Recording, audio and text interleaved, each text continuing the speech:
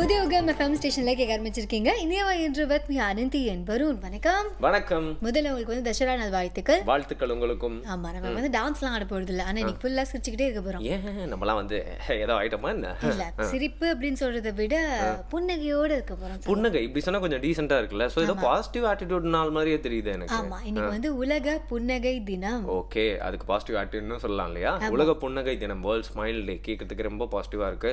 ஒரு நல்ல விஷயம், காலையில எல்லாருக்குமே தேவையான விஷயம் ஸ்மைல், பார்க்கறதுக்கும் நம்ம பண்றதுக்கும் இல்லையா? ஆமா ஆமா. சோ இன்னைக்கு நம்ம டே ஸ்டார்ட் பண்றதுக்கு முன்னாடி உனக்கான ஃபர்ஸ்ட் எக்ஸர்சைஸ் நீ வந்து நல்லா ஸ்மைல் பண்ணு. எங்க பண்ணு? அது மட்டும் இல்லாம பாத்தீங்கன்னா நம்ம மூஞ்சி நம்மளோட அதிகமா அடுத்தவங்க தான் பாக்குறாங்கல்ல. அதனால ஸ்மைல் பண்ணிட்டே இருந்தா அடுத்தவங்களுக்கு சந்தோஷமா இருக்கும்ல.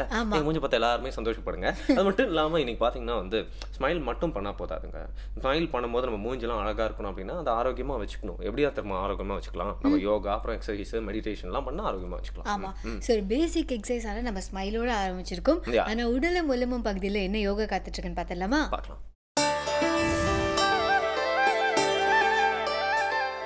புதியுகம் நேயர்களுக்கு வணக்கம்.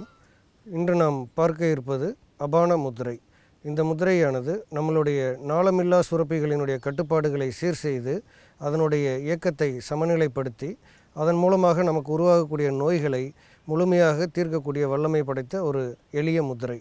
இந்த முத்திரை செய்வதன் மூலமாக நமக்கு ஏற்படக்கூடிய நீரிழிவு என்ற சர்க்கரை நோய் மற்றும் வயிற்று உபாதைகள், மலம் சிறுநீர் சரியாக போகாத தன்மை, குடலில் வாயு, மலச்சிக்கல், மூலம் போன்ற பலவிதமான பிரச்சனைகளுக்கு எளிமையான முறையில் இந்த முத்திரை உபயோகமாக இருக்கும்.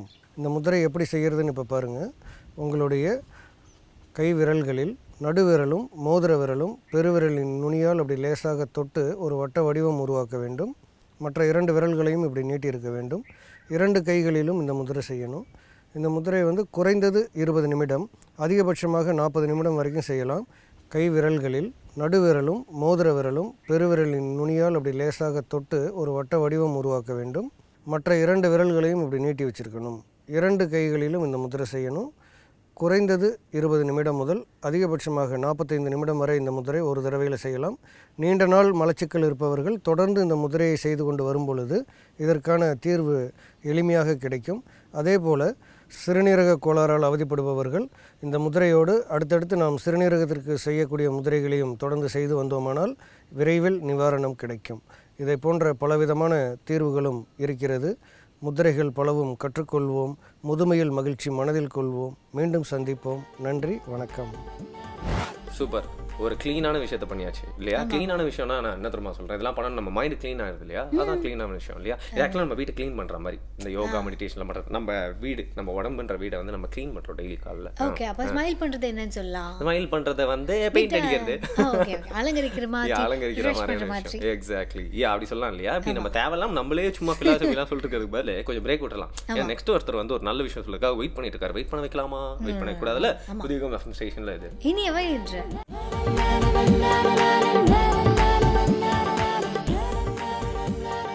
Welcome back. புதிய யுகம் எஃப்எம் ஸ்டேஷன்ல கேட்டுட்டு இருக்கீங்க. இனியவை என்று வித் அனந்தி அண்ட் வருண். அந்த கிருமிகள் நம்மள தாக்க வருது. ஓ மை காட், அமிலத்தெல்லாம் எடுத்து ஊத்துங்க. ஆமா, அந்த மாதிரியான விஷயம் தான் காத்துட்டு இருக்கு. நலம் மறுபடியும் பகுதியில் நம்ம சித்த வைத்தியர் அருண் எதை பத்தி பேச போறாரு அப்படின்னா கிருமி சூரணம். ஐயோ, ஒரு கிளீனான மனுஷாராச்சு, ஏன் தேவையில்லாம இப்ப கிருமிலாம் உள்ள எடுத்துட்டு வராரு? கிருமின்னு சொன்னதுனால நான் ஒருவேளை இதுவா இருக்குமோ அப்படின்னு சந்தேகப்பட்டு இந்த பக்கமா சாஞ்சிட்டேன். ஒருவேளை அப்படி இருக்குமோ ஒருவேளை இப்படி இருக்குமோ சொல்லிட்டு இருந்தீங்கன்னா அவ்வளவுதான். உங்களுக்கு விஷயம் தெரியுமா தெரியாதா? தெரியாதே. அப்புறம் என்ன அப்படியே சொல்லிட்டு பேரை சொல்லிட்டு அப்படியே திரும்பி ஒரு அப்படியே பார்வை பார்த்துருக்கலாம்ல வழக்கம் போல. சரி, அப்படி பார்த்தலாம். கிருமி சூரணம் பத்தி பேச வர்றாரு நம்ம சித்த வைத்தியர் அருண்.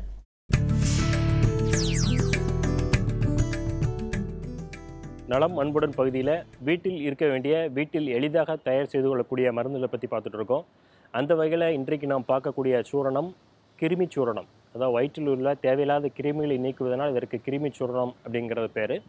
இந்த கிருமி சூரணம் செய்வதற்கு தேவையான சரக்குகள் அப்படின்னு பார்த்தீங்கன்னா ஓமம், வாய்விடங்கம், பலாசு விதை 3 சம அளவு எடுத்துக்கணும். 100 கிராம்னா 3 100 கிராம் அளவு எடுத்துக்கிட்டு நன்றாக பொடித்து சலித்து எடுத்துக்கொள்வது தான் இந்த கிருமி சூரணம். இந்த கிருமி சூரணத்தை எவ்வாறு பயன்படுத்துறது? குழந்தைகளாக இருந்ததுன்னா 1 கிராம் அளவு இரவு நேரங்களில் மட்டும் 3 நாட்கள் தொடர்ந்து கொடுக்கணும். சுடுதண்ணியில் கலக்கி கொடுத்துடலாம். அதாவது தூங்க போகிறதுக்கு முன்னாடி 1 கிராம் அளவு சுடுதண்ணியில் கலக்கி தொடர்ந்து 3 நாட்கள் பயன்படுத்தணும். தொடர்ந்து 3 நாட்கள் பயன்படுத்தும் போது தேவையில்லாத கிருமிகள் எல்லாம் மலத்துடன் வெளியே வந்துடும். அந்த கிருமிகளோட முட்டை வயிற்றுக்குள்ளே இருந்தாலும் அதுவும் வெளிவரணும் அப்படிங்கிறதுக்காக தான் 3 நாட்கள் வந்து இதை பயன்படுத்துகிறோம். பெரியவங்களாக இருந்தாங்கன்னா 2லிருந்து 3 கிராம் அளவு இதை எடுத்துக்கலாம். அவங்களும் 3 நாட்கள் தொடர்ந்து இரவு நேரங்களில் சுடுநீருடன் கலந்து தூங்க போகிறதுக்கு முன்னாடி 3 நாட்கள் தொடர்ந்து எடுக்கும்போது கிருமி சார்ந்த பிரச்சனைகளிலிருந்து வெளிவர முடியும். பொதுவாக வெளி சாப்பாடு சாப்பிட்றவங்க, கடை சாப்பாடு சாப்பிட்றவங்க, இப்போ செருப்பு இல்லாமல் நடக்கிறவங்க, அவங்களுக்குலாம் இந்த கிருமி தாக்குதல் அதிகமாக இருக்கலாம். இந்த கிருமி தாக்குதல் இருக்கும்போது தோல் நோய்கள் ஏற்படலாம், உடலில் வந்து அதிகமாக பசி இருக்கலாம், என்ன சாப்பிட்டாலும் உடம்பு வந்து தேராமல் மெலிஞ்சிருக்கக்கூடிய ஒரு சூழ்நிலை ஏற்படலாம். இந்த மாதிரியான பிரச்சனைகள்லாம் அதிகமாக இருந்ததுன்னா கிருமி இருக்குதுன்னு அர்த்தம். பொதுவாக சாதாரணமாக வேப்பிலையை சாப்பிட்டாலே இந்த கிருமி வந்து உடலில் உள்ள தேவையில்லாத கிருமிகளை வந்து நம்ம கொள்ள முடியும். இருந்தாலும் குழந்தைகளுக்கும் அதிகப்படியாக கிருமிகள் இருக்கக்கூடிய பெரியவர்களுக்கும் ஒரு நல்லதொரு கைப்பக்குவ மருந்தாக இந்த கிருமி சூர்ணம் பயன்படும். இதில் சேரக்கூடிய சரக்குகளும் நம்ம வீட்டிலே இருக்கக்கூடிய சரக்குகள் தான். இந்த வீட்டிலே இருக்கக்கூடிய சரக்குகளை வைத்து நாம் எளிமையான முறையில் இந்த மருந்து செய்து இந்த கிருமி குடல் கிருமி அதிகப்படுத்த அந்த நிலையிலிருந்து முற்றிலுமாக வெளிவர முடியும். புதுசாக ஒரு விஷயத்த அப்படியே கற்றுக்கிட்டு புதுசாக ஒரு விஷயம் கற்றுக்கிட்டோம், ஒரே விஷயம் கற்றுக்கிட்டோம் அப்படின்னு நினச்சா நோ அடுத்து உங்களுக்காக இன்னொரு புது விஷயம் கற்றுக் கொடுக்க போகிறேன் அப்படின்னு வராரு புதுச்சேரி சரவணன் அவர்கள். ஆமாம், இன்னைக்கு வேறு சுவையான ஒரு விஷயம் பற்றி பேச வராரு. அவல் பாயாசம். அவல் பாயாசம் நம்மளுக்கு எதுக்கு? நம்ம பாட்டு ஒரு பாயாசம் வச்சு குடிச்சிக்க வேண்டியதான். அவல் பாயாசம். ஓ, இன்னைக்கும் அவல் வந்துருமோ? ஓகே, வந்துருச்சா? அவ்வளோதானா? அந்த அவல் அப்படிங்கிறது பார்த்தீங்கன்னா ஈஸியாக டைஜஸ்ட் ஆயிரும், நம்மளோட வெதருக்குலாம் ரொம்ப செட் ஆகும் அப்படிங்கிறதுனால அவர் எல்லாத்தையும் ஆன் பண்ணிடுறாரு அப்படின்னு நான் நினைக்கிறேன். பட் நானும் அவல்லாம் சாப்பிடுவேன். எப்படி தெரியுமா, வெறும் அவல் மட்டும் போட்டு பாலில் ஊற வச்செல்லாம் சாப்பிடுவாங்கல்ல, கண்டிப்பா நிறைய கொட்டிடுவேன் அப்படியே. அதுக்கு பேர் தான் பாயாசம்னு நினைக்கிறேன். பட் எனக்கு தெரியல, நான் பாட்டு ரெசிபிலாம் கொடுக்கலாமா? புதுச்சேரி சரவணனே வந்துட்டு இருக்காரு அவல் பாயாசத்தை பத்தி சொல்றதுக்கு. அனைவருக்கும் வணக்கம். பசுமை உணவுகள் நிகழ்ச்சிக்கு உங்களை வரவேற்பதில் மகிழ்ச்சி அடைகிறேன். இன்றைக்கி நம்ம செய்ய போகிற உணவு அவல் பாயாசம். இது எப்படி செய்யலான்றதுக்கு முன்னாடி இதுக்கு என்னென்ன தேவைன்னு பார்க்கலாம். அவல், முந்திரி பருப்பு, திராட்சை, காஞ்சி திராட்சை, ஏலக்காய், தேன் பால் அல்லது வெள்ளைப்பாகு, தேங்காய் பால். அவலை இதில் போட்டுருவோம். எவ்வளோ அவல் வேணுமோ அவ்வளோ போட்ட வேண்டியது. அதேமாதிரி முந்திரி பருப்பு போட்ட வேண்டியது. எவ்வளோ முந்திரி பருப்போ அது பாதி அளவு இதில் போட்டணும். போட்டோமா? அதேமாதிரி கொஞ்சம் திராட்சை இதில் போட்ட வேண்டியது. ஏலக்காய் 4 பல், ரொம்ப தேவையில்லை, 4 பல் ஏலக்காய் இதில் போட்ட வேண்டியது. இதை நல்லா குறைன்னு அரைச்சிக்கணும்.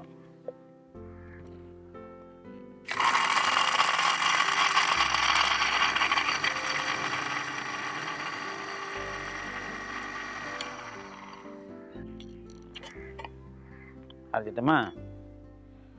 கொஞ்சம் தேங்காய் பால் ஊற்றி திரும்ப அரைச்சிக்கணும் நல்லா.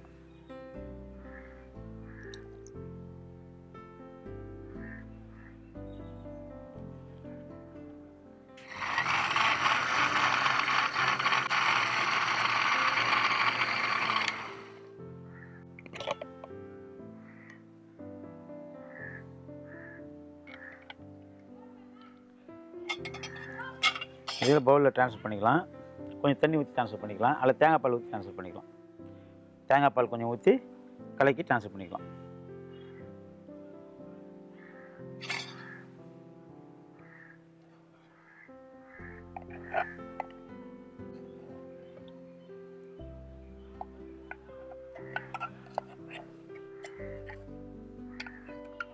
இது பார்த்தீங்கன்னா உறவினர்கள் யாரா வந்துட்டாங்கன்னு வச்சுக்கலாம், அவங்களுக்கு எதாவது ட்ரிங்க்ஸ் பண்ணி தரணும், உடனே பண்ணி தரணும், ரொம்ப இன்ஸ்டண்ட்டாக இது பண்ணலாம்.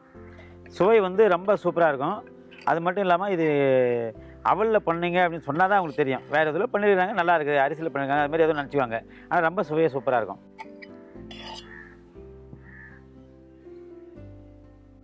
இதில் தேவையான அளவு தண்ணி ஊற்றாத தேங்காய் பால் ஊற்றிட்டே வரணும். அப்போ தான் இந்த அவல் வந்து தேங்காய் பால் கொண்டு இணையும் போது ரொம்ப சுவையாக இருக்கும். இதில் தேவையான அளவு முந்திரி பருப்பு போட்டுக்கலாம், கொஞ்சம் திராட்சை போட்டுக்கலாம், கொஞ்சம் தேன் பால் கலந்துக்கலாம்.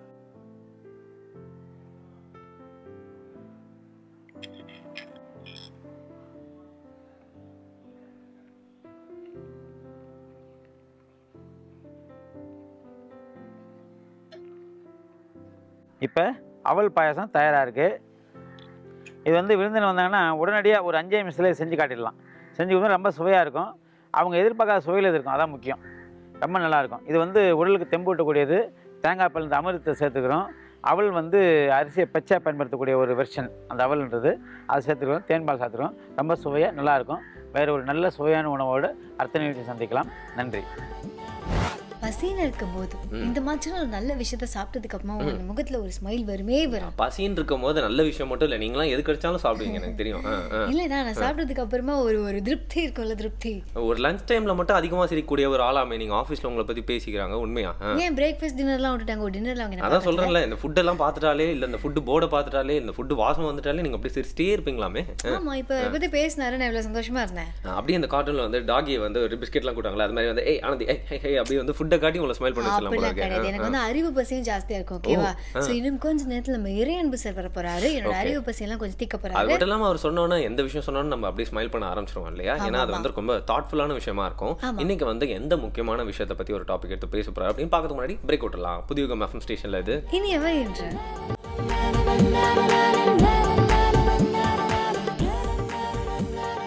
Welcome back again. புதிய யுகம் எஃப்எம் ஸ்டேஷன்ல இனியவன் நிகழ்ச்சி கேட்டு எல்லாருமே என்ஜாய் பண்ணிட்டு இருக்கீங்க. வித் மீ ஒரு ஆனந்தி அவர்கள். அண்ட் நெக்ஸ்ட் வந்து பாத்தீங்கன்னா இறையன்பு ஐஏஎஸ் சார் வந்து எந்த விஷயத்தை பத்தி பேச போறாருன்னா, உங்க ஸ்மைல் ரொம்ப அழகா இருக்கு அப்படின்னு நான் சொன்னா நீங்க சந்தோஷப்படுவீங்க இல்லையா?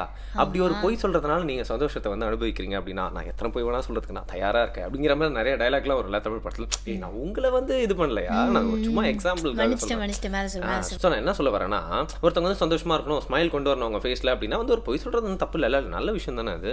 இப்ப நீங்க என்ன சொல்ல வரீங்க, நல்லதுக்காக பொய் சொல்றதை பத்தி பேச போறீங்களா? ஏன்னா அவர் என்கிட்ட சீக்கிரட்டா சொன்ன விஷயம் வந்து நல்லவங்களுக்கு நன்மை தரக்கூடிய பொய்கள் அப்படிங்கிற மாதிரி அவர் சொன்னார். அப்ப நான் தேவையில்லாம இந்த டாபிக் ஹெட்டிங் மட்டும் பார்த்துட்டு இந்த கருத்து சொல்லி அப்புறம் மாட்டிக்கிறது வந்து கொஞ்சம் அப்புறம் அசிங்கமாயிரும் இல்லையா? சோ அதனால நீங்க என்ன சொன்னீங்க டாபிக் அவர் பேச போறது? நல்லவங்களுக்கு நன்மை தரக்கூடிய பொய்கள். ஓகே, அது என்ன பொய்கள் பா சார், நீங்களே வந்து சொல்லுங்க.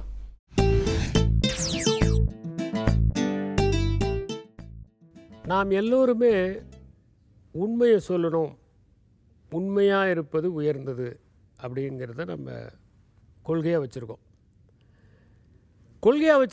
கடைபிடிக்கிறோமா இல்லையாங்கிறது வேறு. ஆனால் யாரை கேட்டாலும் உண்மை தான் சிறந்தது. உண்மை இல்லாதவர்கள் கூட உண்மையானவர்களை பாராட்டுவாங்க. நான் பார்த்துருக்கேன். சில பேர் பார்த்திங்கன்னா அவங்க நேர்மையாக இருக்க மாட்டாங்க, ஆனால் நேர்மையாக இருக்கிறவங்கள வந்து பாராட்டுவாங்க. அவர் ரொம்ப நேர்மையானவர்ப்பா, நமக்கு ஒத்து வராத ஆளாக இருந்தாலும் அவர் நல்லவர்ப்பா அப்படின்னு ஒரு மரியாதை சமூகத்தில் இருக்குது. நேர்மை, உண்மை, இதுக்கெல்லாம் ஒரு சமூகத்தில் ஒரு மரியாதை இருக்குது.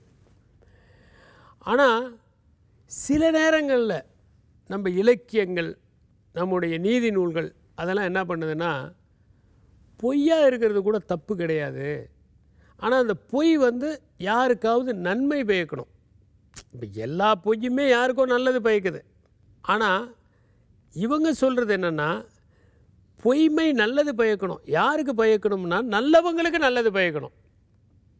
கெட்டவங்களுக்கு நல்லது பயந்தால் அது பொய். நல்லவங்களுக்கு நல்லது கிடைச்சா அது பொய்யல்ல, பொய்யாக இருந்தாலும் அது உண்மையாக இருக்கும். அதுக்கு நிறைய உதாரணங்கள் நம்ம பார்ப்போம். நம்ம சரித்திரத்துலேயும் பார்க்குறோம், இலக்கியத்துலேயும் பார்க்குறோம். சில நேரங்களில் வந்து பொய்யை சொல்லி பொய்யை உண்மை மாதிரி சொன்னதுனால என்ன தண்டனை கிடைச்சதுங்கிறதையும் பார்க்குறோம். மகாபாரதத்தில் ஒரே ஒரு பொய் தர்மர் சொல்லிடுறார். அஸ்வத்தாமன் என்கிற யானை அப்படின்னு சொல்லும்போது அஸ்வத்தாமன் என்கிற யானை அப்படின்னு மெதுவாக சொல்லிடுறார்.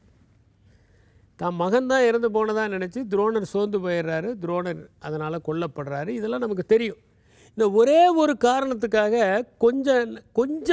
கொஞ்சம் அவகாசம், நரகத்தில் இருக்க வேண்டிய சங்கடம் தர்மருக்கு ஏற்பட்டது அப்படின்னு சொல்லிட்டு மகாபாரதம் சொல்லுது. பொய்யை கொஞ்ச நேரம் சொன்னால் கூட அதுக்கு வந்து நரகத்தை அனுபவிக்க வேணும். அது வந்து பொய்யிலிருந்து விடுபட முடியாது, பொய்யினுடைய பலாபலனிலிருந்து விடுபட முடியாது அப்படின்னு நமக்கு உணர்த்தக்கூடிய ஒரு உண்மை.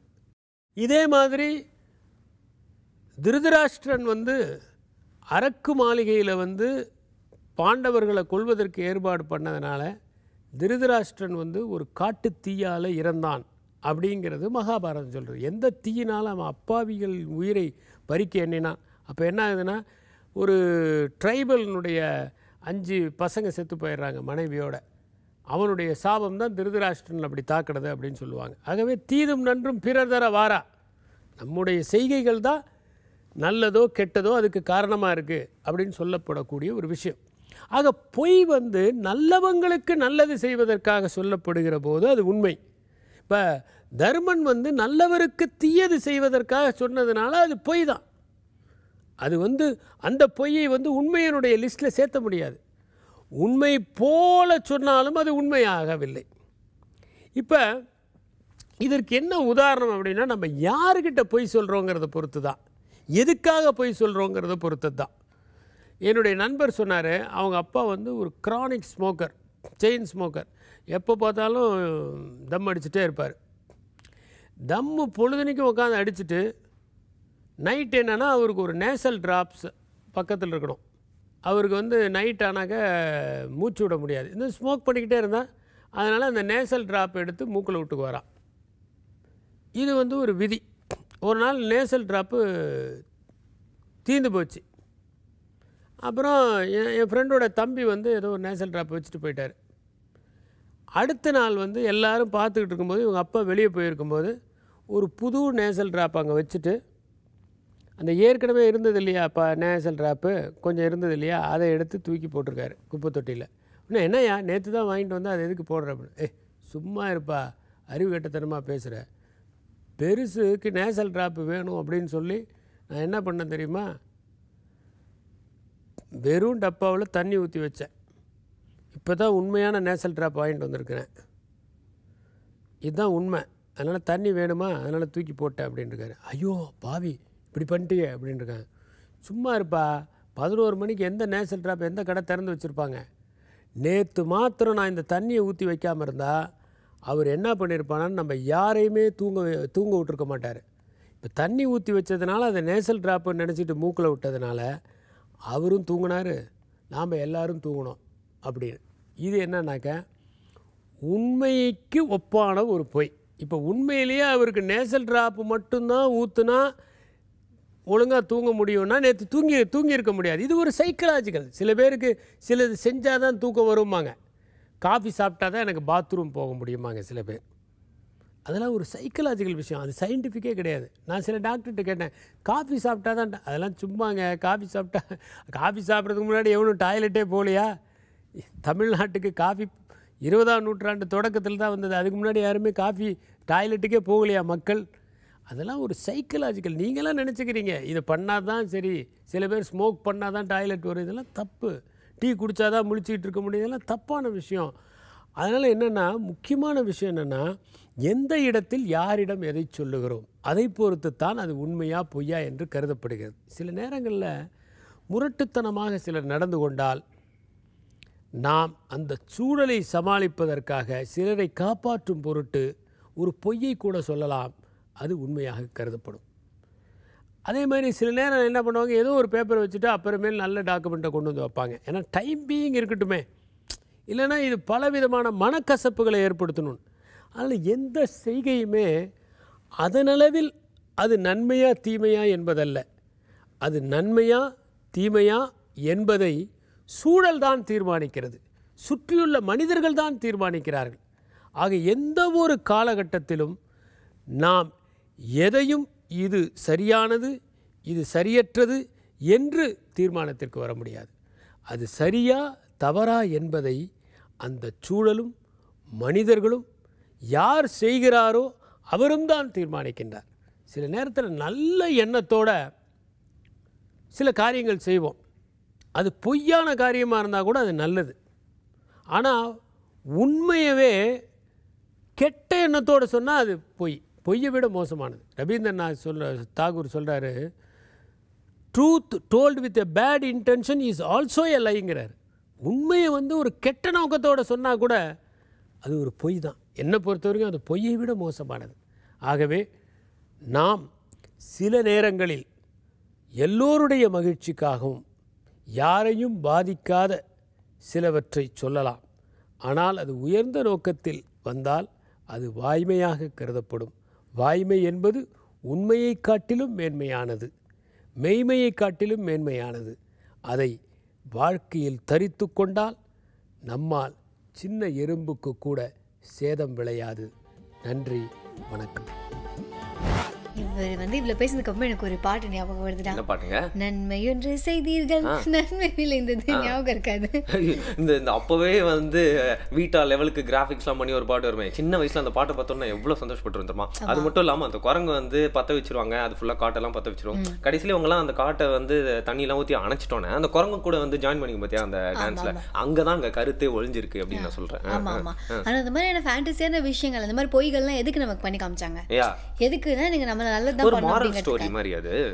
அதே மாதிரிதான் இன்னைக்கு இவரும் பேசி முடிச்சிருக்காரு, நல்லவர்களுக்கு நன்மை தரக்கூடிய பொய்கள் அப்படிங்கிற மாதிரி பேசி முடிச்சிருக்காரு. கிரேட். ஸோ நெக்ஸ்ட் வந்து கொஞ்சம் ரிலேட்டடான விஷயம், பொய் புன்னகை அப்படின்னு சொல்லுவாங்க இல்லையா. நிறைய இடத்துல பாத்தீங்கன்னா வந்து அவங்களோட வாக்கே அதை சம்பந்தப்பட்ட விஷயமா இருக்கும்.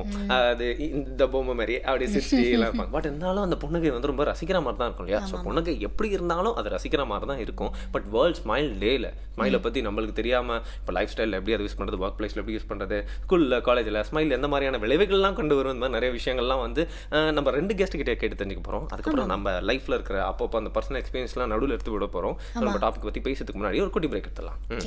புதிய FM ஸ்டேஷன்ல இது இனியவை இன்று